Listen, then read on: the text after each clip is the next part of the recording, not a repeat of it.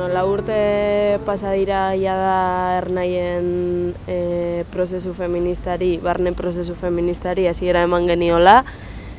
Eta, bueno, aurkitzen gara momentu batean, ez? Non fase bati edo urrats bati amaiera ematea tokatzen zaigun.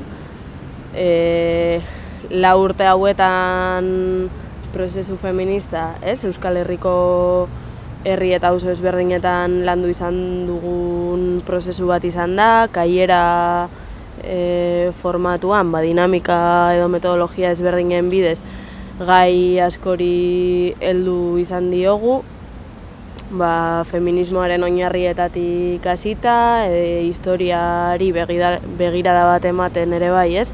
Ikuspegi eta begi ezberdinetatik, gure gorputzak eta harremanak zeharkatzen dituzten faktore eta indarkeria ezberdinak ere bai aztertu izan ditugu eta amaitzeko 4. bote honetan talde barruan eragiten duten botere harremanen inguruan hitz egiten egon gara, baina gehiago igual praktikari begira, ez, neurri proposatu ditzakegun taldeetan funtzionamenduari begira edo eragiteko. Egia da, 4 urte hauetan, ez,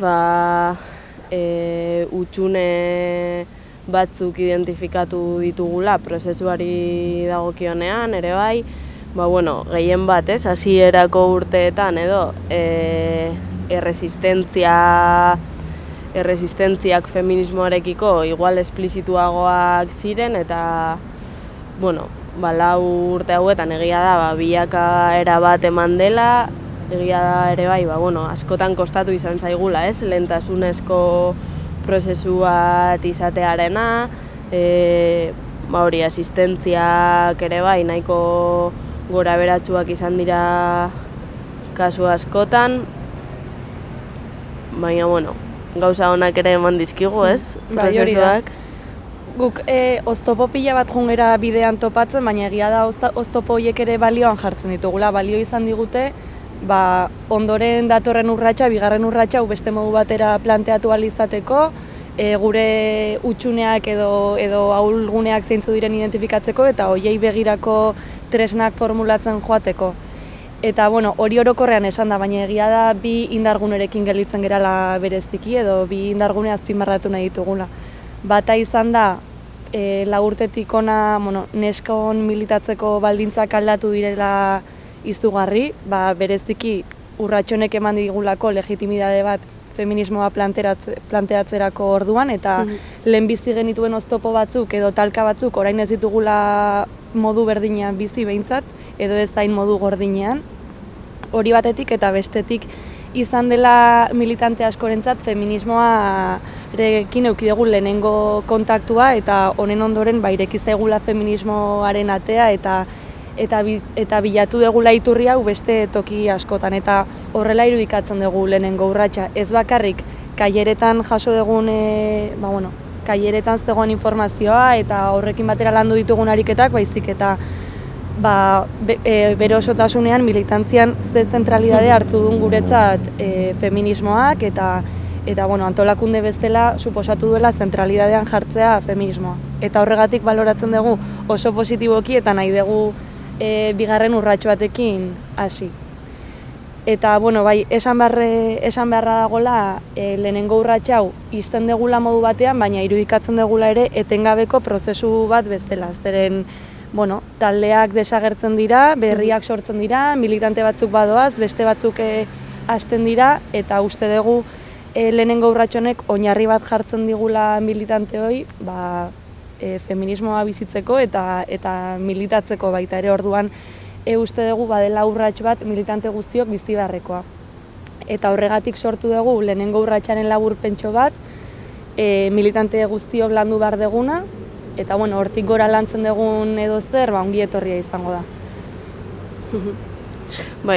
Kaileretan eta militantzian eman duen adibidetako bat igual bada ere bai, ez?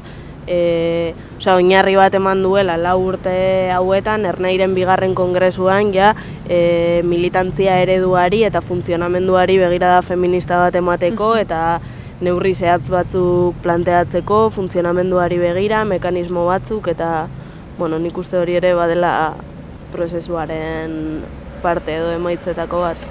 Orain hasiko dugu bigarren urratsaren diseinua, erdi hasita daukagu, eta planteatzen dugun modua da, lehenengo urratsak eman digula hausnartzeko eta proposatzeko tresna batzuk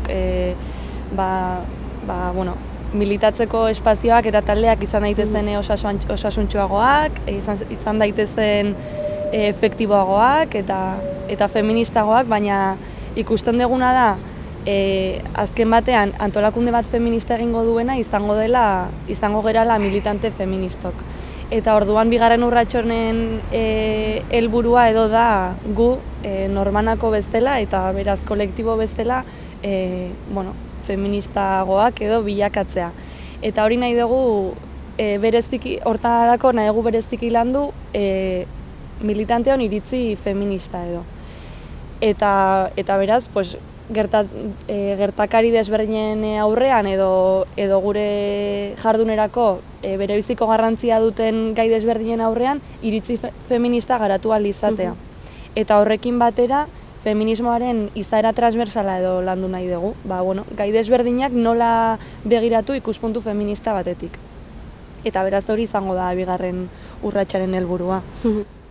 Gero formatuaren aldetik bai planteatzen dugula nolabait dinamikoagoa izatea, ez da kaieretan gorpuztuko, baina hori bai planteatzen dugu ikasturtean 4-5 saio egotearena, dinamika eta metodologia ezberdinak ere bai erabiltzearena, baina ez beti formatu berdina erabiltzea, formatuari buelta hori ematea, izan daitezke, eztabaida saio batzuk planteatzetik, ez dakit, hitzaldi formatuko edo mahai inguru formatuko saio batera. Eta hor bai planteatzen dugu, formatuaren salto honetan ere bai kontenplatzea Ernairen iritzi feministaren osaketa horretan ere bai nolabait komunitateari zabaltzeko espazioak ere bai eskaintzea eta formatua apur bat horretara ere bideratzea.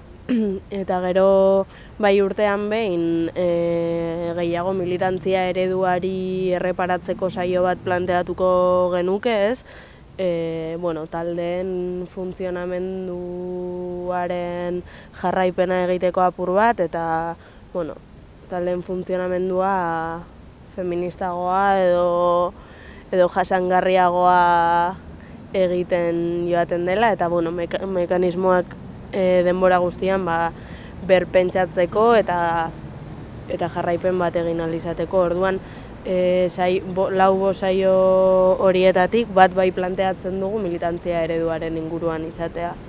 Eta gero hori koiunturak eskaintzen digun edo gai ezberdinak ikutzen joatea.